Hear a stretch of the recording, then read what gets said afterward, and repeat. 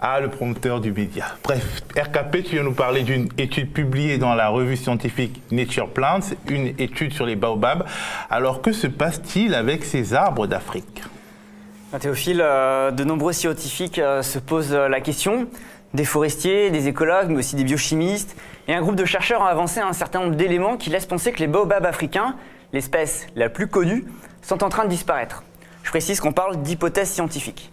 Les baobabs, ce sont ces arbres, parfois gigantesques, emblèmes du Sénégal et de la Guinée, qui peuvent vivre plus de 2000 ans, qui poussent dans la savane arborée sèche. On en trouve du Sahel à Madagascar. Le baobab africain est l'espèce la plus emblématique sur le continent. À la base, l'étude visait à comprendre pourquoi les baobabs sont si larges.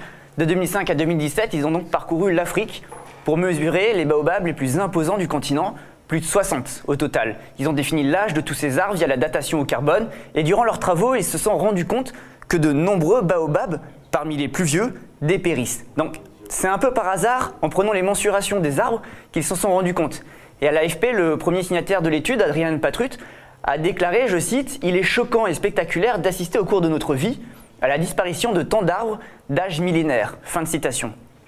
Et il met directement en cause les températures très élevées et les sécheresses. Ce serait donc le dérèglement climatique qui serait responsable. Même si l'article scientifique précise bien que les causes de la mortalité ne sont pas toujours claires, mais selon ce groupe de chercheurs, 9 des 13 plus vieux baobabs et 5 des 6 plus grands du continent seraient morts ou partiellement morts, ce qui n'est pas très encourageant. D'autant qu'on parle de symboles. Panké au Zimbabwe, qui serait le plus vieux baobab avec 2450 années d'existence. Le baobab Chapman au Botswana, classé monument national, celui de Platland en Afrique du Sud, avec un tronc de plus de 10 mètres de diamètre. Tous ces baobabs font partie de ces arbres victimes du changement climatique.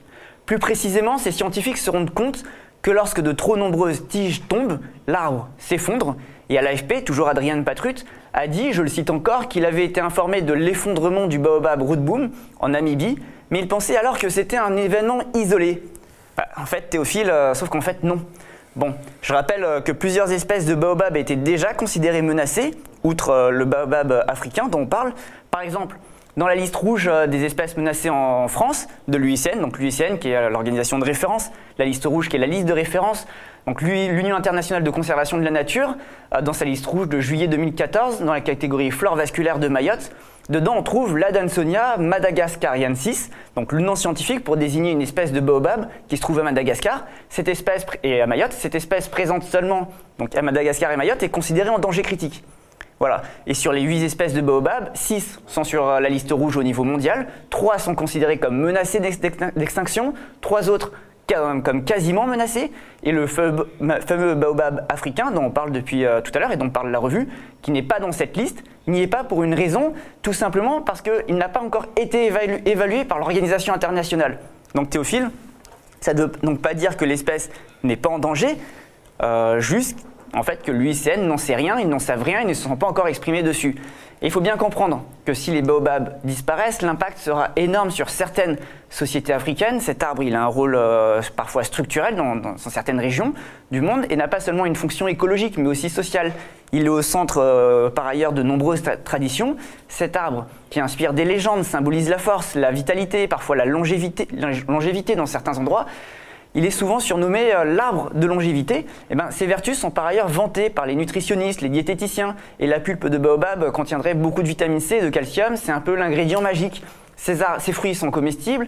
Les graines de baobab aussi se consomment grillées. Et dans certaines régions, comme dans le sud de Madagascar, où l'on trouve 6 espèces de baobab, les baobabs servent même à stocker l'eau de pluie, sans que cela ne tue l'arbre. Les habitants les creusent, ils en font des citernes. Et pour l'anecdote, Théophile en raconte à Madagascar que les anciens ont eu cette idée d'utiliser les baobabs comme réservoir en observant que lorsque ces arbres étaient foudroyés, l'arbre ne mourait pas. Et dans les creux du baobab, creusés donc par la foudre, l'eau restait dans l'arbre sans pourrir l'arbre.